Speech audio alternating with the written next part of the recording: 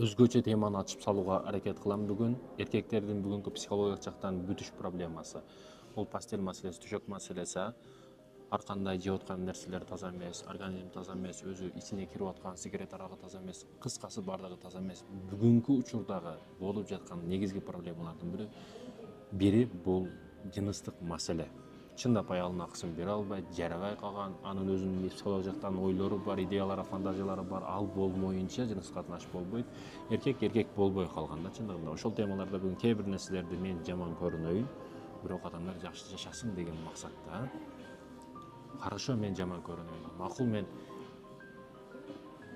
акылсыз акылман көрүнөйүн, бирок билсин, билиш керек, туурабы? Кылыш үчүн алдын билиш керек. Бир нерсени айткым келет да. Урматтуу эркектер, аялдын артында не бар сиздерге? Аялдын артында не бар? Жашоодо дагы все время алдында жүрөбүз да, семьяны алдыга тарта турган дагы биз, бирок акырын келип кечкурун төшөктө жатканда аялдын артында не бар? Копол айтканда бок ичиде не бар? Чындыгында. Бардык сферадан карап көрүңүз.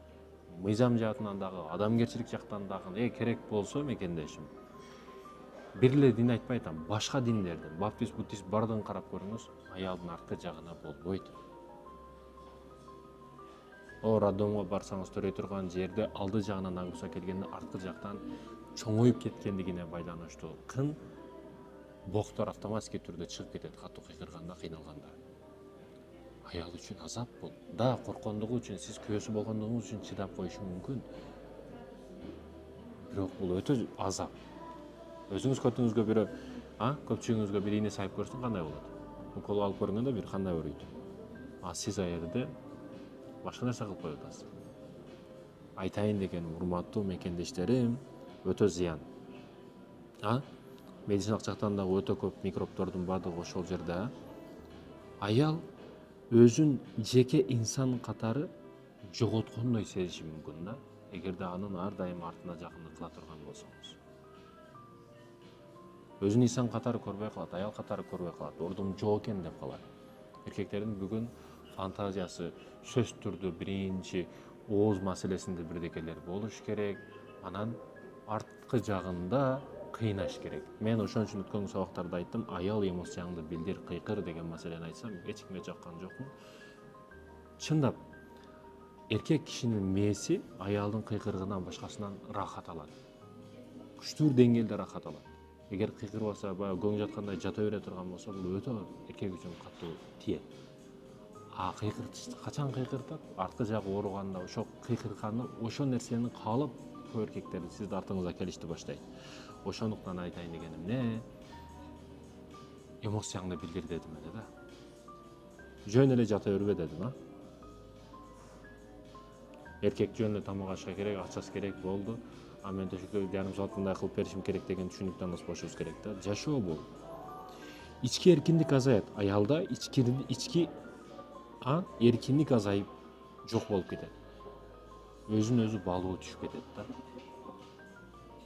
Өмүр бою бир жерин сизге таза кармады, сиз ал жагына тийбей, башка жагына тийип атасыз да. Албетте, самооценкасы, баягы өзүнө болгон ишеними жоголо баштайт ал кишиде. Ошондуктан өзүн өзү баалаш үчүн, өзүн өзү көтөрүш үчүн дагы туура багытта туура кыймыл аракеттерди кылыш керек эркек киши. Күйөөгө ашыкча көз карандылык пайда болуп калат. Чындыгында ушундай. Эгерде ошол иш аракеттер боло берсе. Демирге, проект, жакшы иштер, аял кишинин сырткы көчөдөгү иштери сыздай баштайт. Кылгысы келбей калат аял киши, зерге баштайт. Качан жаш балдар маани кылып, колу менен кумарын кандыра турган болсо, жашоого кызыгышы жоголуп, зерге баштайт да. Ошол сыяктуу аялда да зергөө, жашоого кыймыл аракет болбой калат. Качан эркек киши өзүнүн кыялындагыдай эмес, туура эмес иш аракеттерди кылган учурда. Мисалы, арт жагынан келсе, ошол иштерде артка качат. Өз каалоосун ачык айтуудан дагы тартынып калат экен. Жеке пикирин жеткире албай дагы калат экен. Мен ар дайым экинчи орундамын деген сезим пайда болушу толук түрдө мүмкүн. Себеби сиз экинчи жакты кылып атасыз да, биринчи жакты эмес. Ар дайым экинчи орундамын деген түшүнүк пайда болуп калат аял кишиде. ички нааразычылык топтолуп муздап калат аял киши. Аял кишини муздатыш кыйын. Бир дегенде муздап калбайт аял киши. Өтө көп иренжитесиз, капа кыласыз, тарынтасыз, бул төшөк маселесинде, бул бардык маселеде капа кылып келип, анан аягында аял киши муздайт. Муздаган учурда сизди билесизби, ажыраш үчүн ал өзү барып калат. Арызды өзү жазып калат, ажыраш үчүн. Сизди керегиңиз болбой калат да, мындайча айтканда. Мен экинчи орундамын. Муздайт. Өз денесин, аял кишиге эң кымбаттуу нерсе денеси, сулуулугу. Өзүнүн денесин сүйбөй калат да. Менде бар нерсе жакпай, жок нерсеге аракет кылып атат күйөөм деген түшүнүк пайда болуп калат. Неге? Анда 18 жыл, 20 жыл кармаган нерсеси жакпай, сиз туура эмес аракет кылып атасыз да. Көңүл иттей калып кетиши толук түрдө мүмкүн, а? Өз денесин жактырбоо пайда болот. Аял киши үчүн өтө удар нерсе да бул. Эркекке жагынуу үчүн жасалма жүрүм-турум пайда болот аял кишиде. Эгерде сиз аркы жактан жасалма жүрүм-турумдар, ажы көжөлөр көбөйүштү баштайт. Эркин сезе албай калат аял киши. Төшөк маселесинде, жашоо маселесинде дагы, эркин көчөдө жүргөндө дагы өзүн эркин баала албай калат да. Ролдор тең эмес маселеси ошол төшөк маселесине да толук түрдө өтүп кетиши мүмкүн. Коркуу, басынуу сезимдери пайда болот. Эгер анын каалоосу болбосо, сиз сөзсүз коркутасың, кылбасаң мындай деген нерселер болот ал жерде. Ошондуктан коркот, басынуу пайда болот, ар дайым үркүп турат сизде, коркуп турат, чөчүп турат. Эркек киши жылуу мамилеси менен аял кишини төптөргө көтөрсө, аял киши ар дайым баш ийет. Бирок суук мамилеси менен, коркутуу менен баш ийдирсе, бул жакшылыкка алып барбайт. Психологиялык жактан эркек кишилер ооруп калат да кээде. Бул аял киши өзүнүн аялы асыда, бирок аялда эмоция жок, кыймыл-аракет жок, мындай төшөктө чындап ушу менен болгусу келген түшүнүк жок. Ошондуктан эркектин оюнда башка аял болот да. Фантазиясында башка кыз болот. Бул өтө коркунучтуу нерсе. Ошол абалга түшүрүп койбош үчүн дагы аял киши дагы толук түрдө аракет кылыш керек да. Эркектин эле иши эркек болсо бүтүп алса болду деп мындай нерселерден алыс болуш керек. Мунукуго деген нерселерден алыс болуш керек,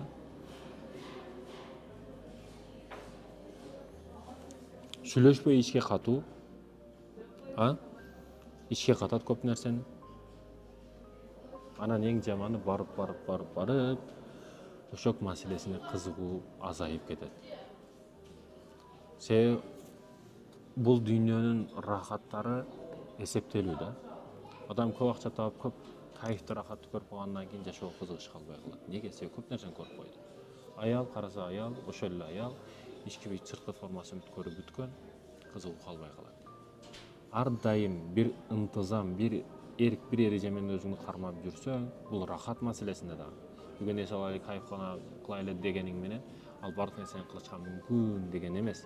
Бизде бардык жерлерде эреже мыйзамдар бар. Жада калса ошо төшөк маселесинде дагы өзүбүзгө чектелген эреже мыйзамдарыбыз бар.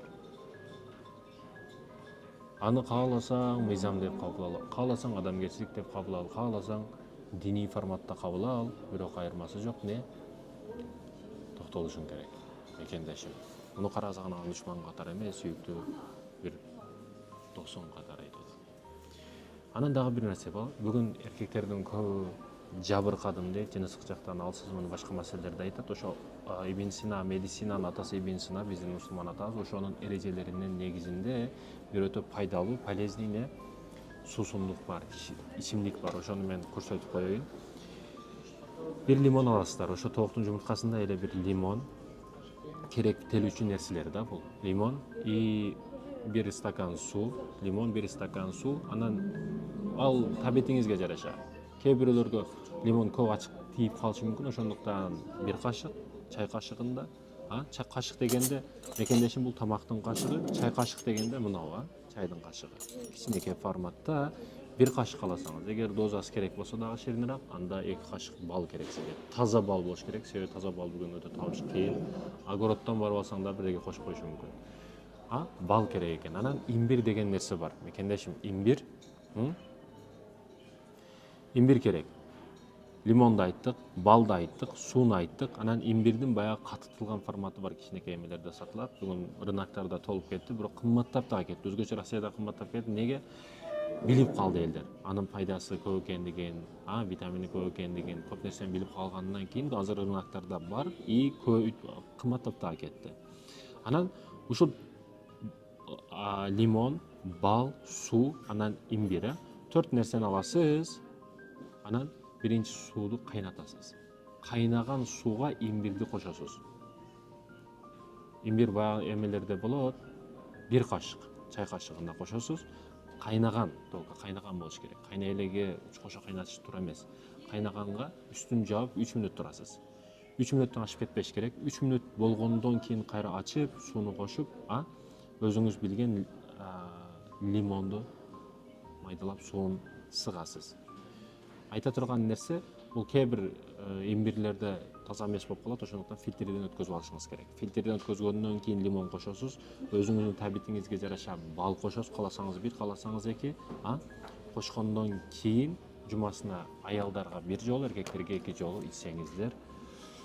Бул бир эле жыныстык маселеде эмес, көп нерселерде пайда. Канын айланышы, иммунитеттин көтөрүлүшү, көп чарчасаңыз, көп өзүңүз ойлоно берсеңиз, ушул нерселерди кылсаңыз өтө полезный, пайдалуу ичимдик бул ушул. Бир кылып көрүңүз, мекендешим, пайдалуу нерселерден. Эми мен барып аптекадан Viagra ичип бир жыныстык бир нерсени кылып бере турган, айгыр кылып бере турган бир нерсени сунуштап аткан жокмун да. Бул эч кандай зыяны жок, табигый нерсе. Пайда тапсаң табасың, зыян таппайсың да. Себеби бул жерде мындай дары кошулуп аткан жок, бир химикат кошулуп аткан жок, кытайский, туурабы? Ошондуктан колдон келген нерсени аракеттенип, изденип, окуп, чокуп айта беребиз. Ар ким ар кандай деңгээлине жараша түшүнөт. Бисмилла дейли.